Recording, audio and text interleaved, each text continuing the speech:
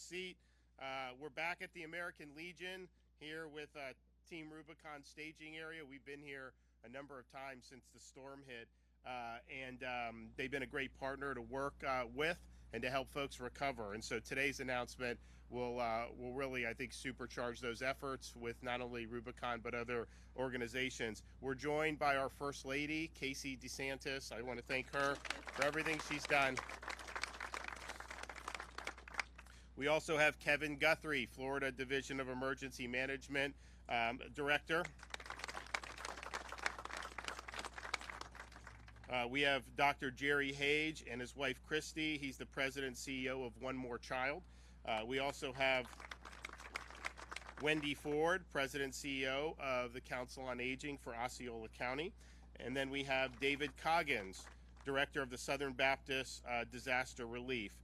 We have the House Majority Leader of the Florida House, Michael Grant. We have Senator John Martin, Representative James Buchanan, and then, of course, as you see, a lot of volunteers from Team Rubicon.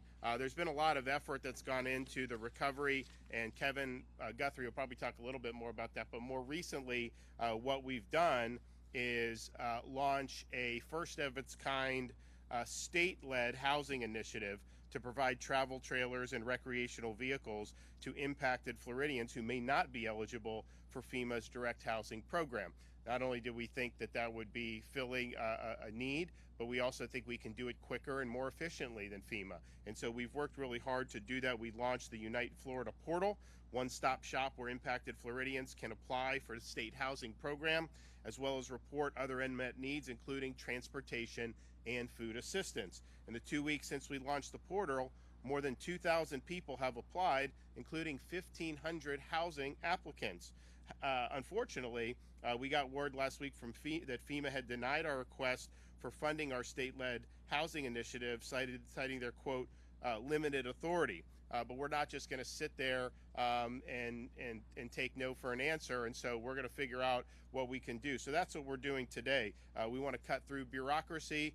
We want to bring relief to impacted Floridians, regardless of whether FEMA wants to be a part of that. So today I'm announcing Florida will be providing up to $25 million through state funds to purchase building materials and provide those materials to verified nonprofit organizations to restore damaged homes to livable conditions so that Floridians can move back into their own homes.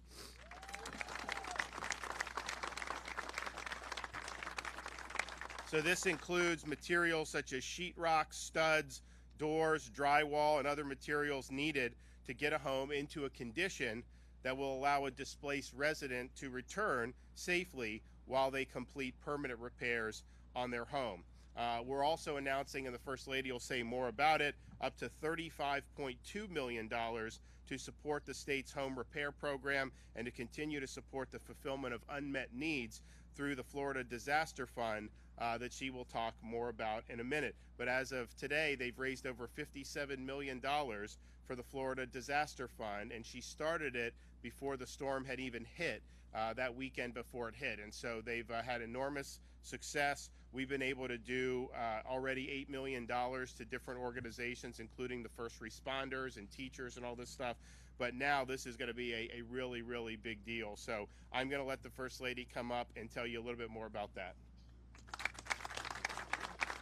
So if I know the governor well enough with that $25 million, and I know Kevin Guthrie well enough, they're going to be working to maximize that, working with folks like Home Depot to get those supplies at cost, because then those $25 million go even further. So that's something that they're excited to do. But what's really neat about the money that's coming from the $57 million that the goodwill of the people of this state and across the country donated to the Florida Disaster Fund, we're now able to get $35.2 million out the door from your generosity. And so what's neat is the $25 million is going to go to people like Team Rubicon. So it's all the labor. So when these people are coming from all over the country, from Colorado and from Washington State, to volunteer their time to come here to rebuild people's homes, we're going to help supplement their efforts through the generosity of the Florida Fund, which is really exciting.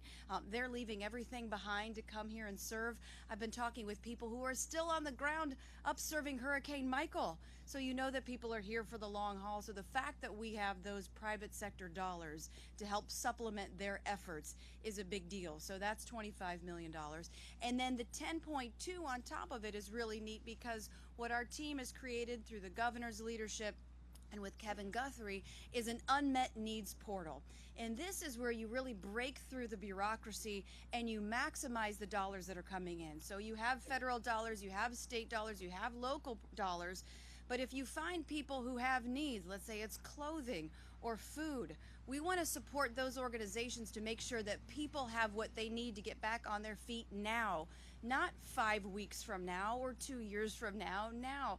And so the $10 million that we're doing to supplement this is going to 17 different nonprofits across the state who have been vetted, who are here servicing those folks. So this is really where government meets the private sector, their generosity and the goodwill of the people from across the state and the country, and then also the nonprofits and how we can maximize resources. So it's not a government go at it alone, but it's really everybody uniting for the benefit of everybody here who were affected by the hurricane. And so we're very excited. Again, $57 million, but we're not stopping. I know there's a lot more money that can be raised, so we're going to be doing that. I think we're going to have some pretty exciting announcements coming up. But the $35.2 million, again, I just have to say thank you on behalf of the governor and myself, the entire team here, all of the nonprofits who have been here from the very beginning. David, I've seen you from the right after the hurricane hit. You were out serving meals to folks, and I think it just speaks volumes to the people and the goodwill and the charity and just the graciousness and kindness of everyone coming together, and to be able to use these funds to help support their efforts, I think means the world to us. So I appreciate that. And with Kevin Guthrie, who's really been spearheading a lot of this, I think he has more to say about how we can keep maximizing those dollars.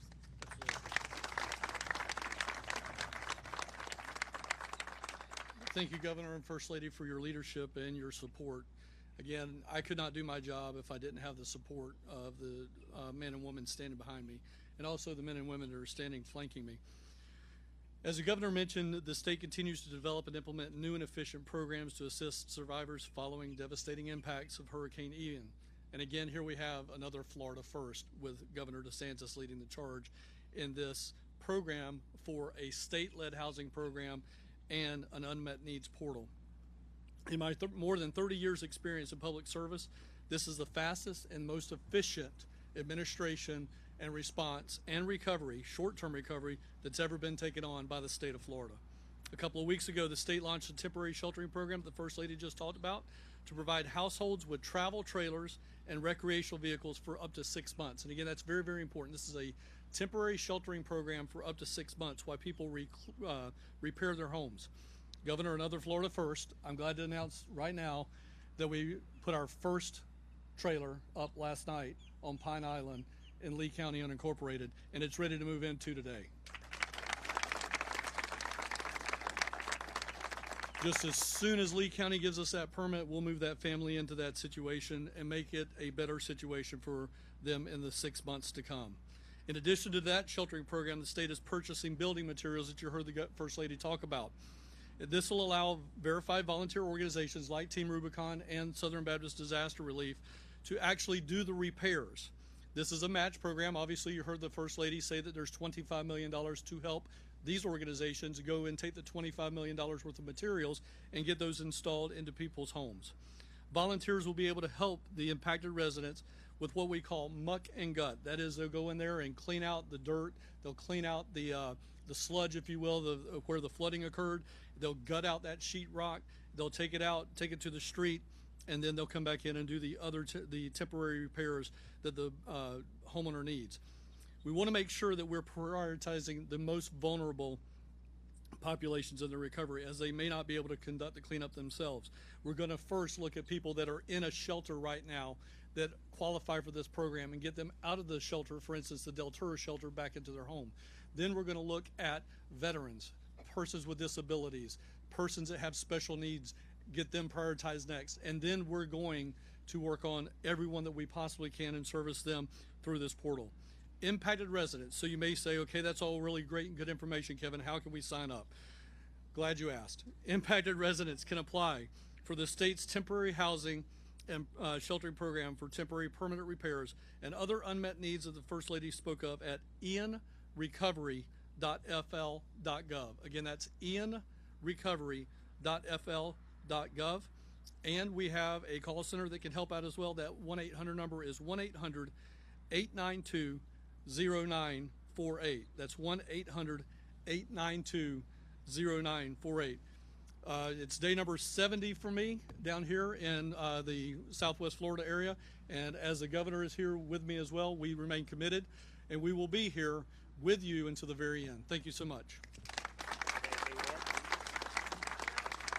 I just want to say, really, on behalf of our entire family, the state of Florida, thank you for the generosity. I mean, honestly, it has been really something to come back here. I know the governor has a second residence here. He's back here every day, and it's been a little while since I've been back, but driving through, you can already see the structures being rebuilt. You can see life getting back to normal. I know there's a lot of work to be done, and there will be a lot of work to be done going forward, but for me to see the resilience of this community and to see the hope and to see all of the goodwill of the people from across the country and the state coming together to help good folks in need is just really special, especially on the upcoming holidays. And so God bless you, and thank you for everything that you guys have done to support. And thank you, Charlotte County, for the election. Thank you so much.